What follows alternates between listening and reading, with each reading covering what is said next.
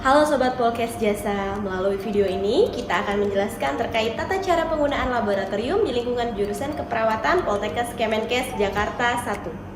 Penggunaan laboratorium jurusan keperawatan terbagi menjadi dua jenis, yaitu penggunaan laboratorium terstruktur dan tidak terstruktur. Yang pertama, penggunaan laboratorium terstruktur.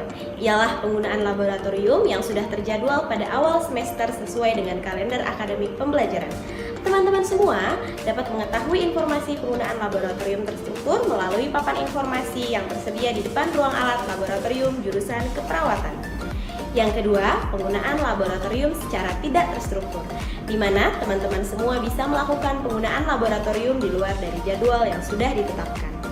Terdapat langkah-langkah yang harus teman-teman lakukan saat menggunakan laboratorium secara terstruktur maupun tidak terstruktur.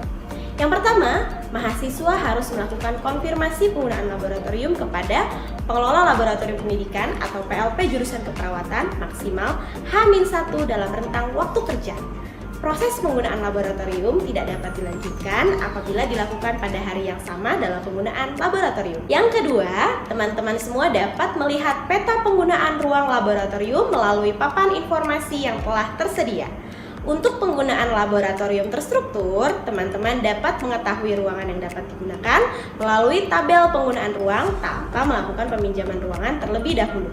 Sedangkan untuk penggunaan laboratorium tidak terstruktur, mahasiswa harus melakukan peminjaman ruang laboratorium minimal H-1 waktu efektif kerja. Proses peminjaman ruangan dilakukan dengan mendiskusikan kepada PLP terkait kebutuhan ruangan yang akan digunakan untuk disesuaikan dengan ruang laboratorium yang tersedia.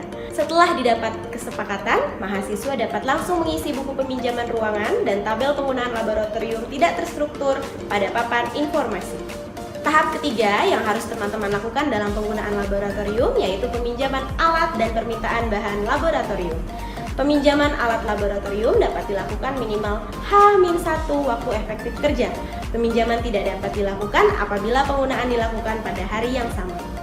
Proses peminjaman alat dan permintaan bahan dilakukan dengan cara mahasiswa melakukan pengisian formulir peminjaman alat dan permintaan bahan yang tersedia di ruang alat laboratorium.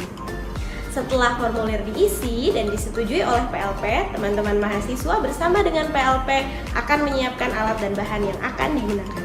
Selama proses peminjaman alat, mahasiswa wajib menyertakan kartu laboratorium dan akan dikembalikan pada saat proses pengembalian alat.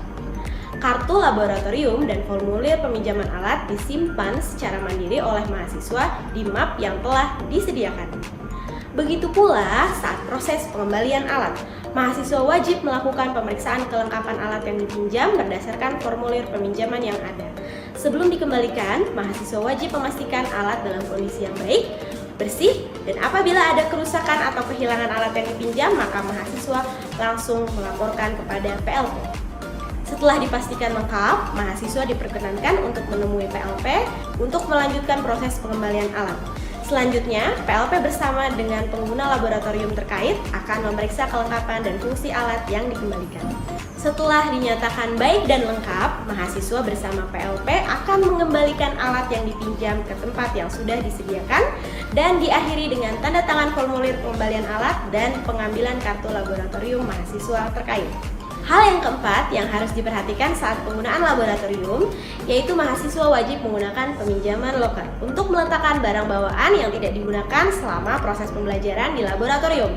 Peminjaman loker diawali dengan mengisi formulir online peminjaman loker melalui QR Code yang tertera pada setiap loker. Setelah mahasiswa mengisi formulir peminjaman loker, PLP akan memberikan kunci loker kepada mahasiswa dan mahasiswa menyerahkan kartu jaminan dapat berupa KTM atau kartu tanda mahasiswa ataupun KTP, kartu tanda kependudukan. Setelah itu, mahasiswa melanjutkan registrasi loker dan mengecek kelengkapan loker.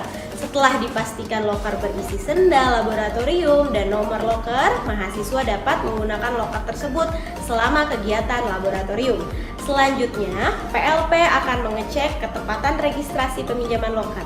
Saat pengembalian, mahasiswa wajib mengembalikan sendal sesuai kode loker dan mengembalikan nomor kartu loker untuk diserahkan ke PLP dan ditukar dengan kartu jaminan.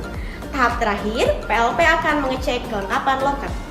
Baik, itu dia yang harus diperhatikan saat penggunaan laboratorium jurusan keperawatan Poltekkes Kemenkes Jakarta 1. Sampai berjumpa di laboratorium keperawatan.